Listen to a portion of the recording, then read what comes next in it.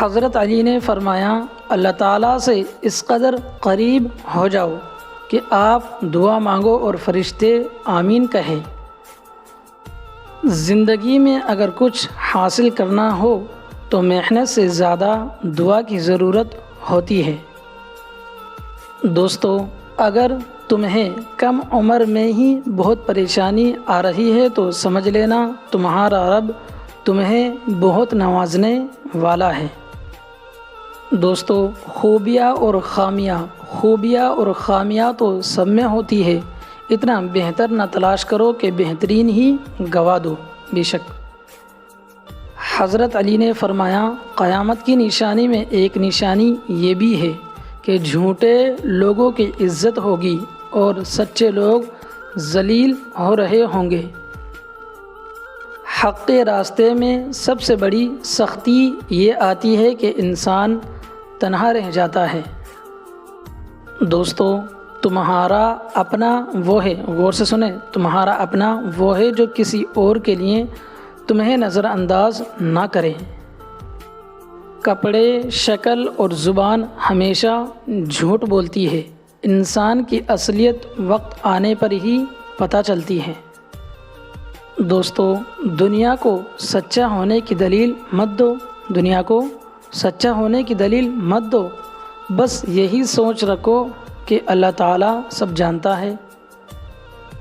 حضرت علی نے فرمایا جب انسان کسی سے ڈرتا ہے تو اس سے دور بھاگتا ہے، لیکن جب وہ اپنے رب سے ڈرتا ہے تو اس کے اور قریب ہو جاتا ہے۔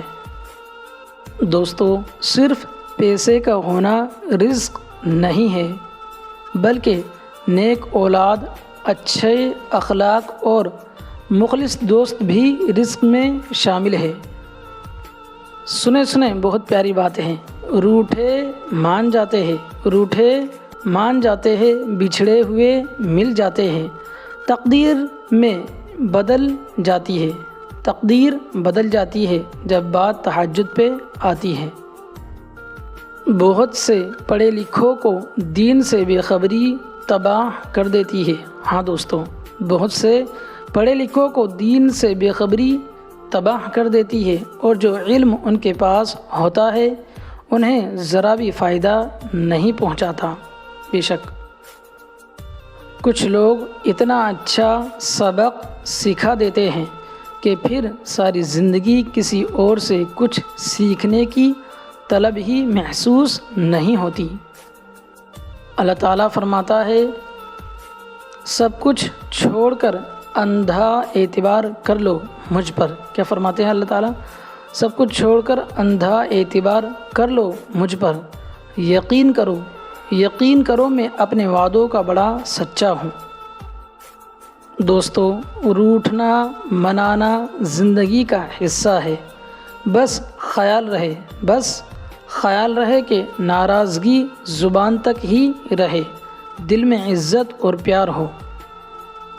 قابل غور افسوس، جنازے کی نماز پڑھنے کے لیے لوگ دوسرے ملکوں سے بھی آ جاتے ہیں۔ غور سے سنیں دوستو، جنازے کی نماز پڑھنے کے لیے لوگ دوسرے ملکوں سے بھی آ جاتے ہیں، لیکن فرض نماز پڑھنے کے لیے مسلمان محلے کی مسجد تک نہیں جاتے۔ دوستو، آپ سے گزارش ہے نمازوں کا خاص طور سے اہتمام کریں، 5 وقت کی نمازوں کا۔ تہجد کا بلاوا۔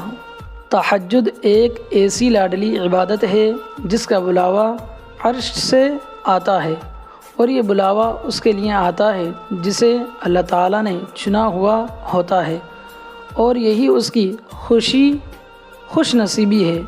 اور جب انسان یہ عبادت کر رہا ہوتا ہے تو اللہ پاک اپنے اس بندے کو پیار سے دیکھتا ہے اور اپنے نیک بندوں کی اسی عبادت سے اسے سکون بخشتا ہے اور ان کے تمام خواہشات پوری کرتا ہے جو وہ چاہتے ہیں۔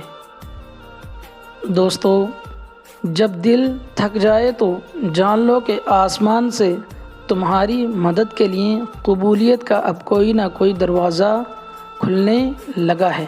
بے شک اللہ پاک ہم سب کو کہنے سننے زیادہ عمل کی توفیق عطا فرمائے۔ اور جو غلطیاں کوتاہیاں ہوئی ہو پڑھنے میں انہیں معاف فرمائیں۔ آمین ثم آمین، وآخر دعوانا ان الحمدللہ رب العالمین۔ دوستو، نمازوں کا جیسے میں نے ابھی بولا بیچ میں، نمازوں کا اہتمام کرے، دعاؤں میں یاد رکھے۔ السلام علیکم۔